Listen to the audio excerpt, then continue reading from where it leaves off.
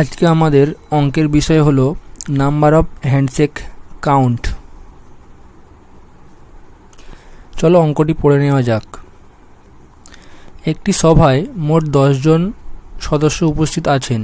যদি প্রত্যেকে একে অপরের সাথে হ্যান্ডশেক করেন তাহলে মোট কতগুলি হ্যান্ডশেক হবে?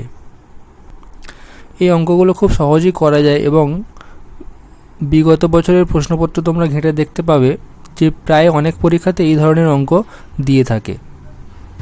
এই ধরনের অঙ্ক করতে গেলে তোমাদের প্রথমে একটা সূত্র মনে রাখতে হবে। ফর্মুলাটি হলো x ইন্টু x মাইনাস 1/2। এখানে x সমান সমান হচ্ছে মোট সদস্যের সংখ্যা। প্রশ্নে আমাদের মোট সদস্যের সংখ্যা বলেছে 10, অর্থাৎ হবে 10 ইন্টু 10 মাইনাস 1/2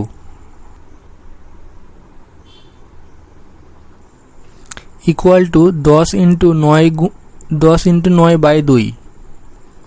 10কে দিয়ে 2কে কাটলে আমরা পাবো 5,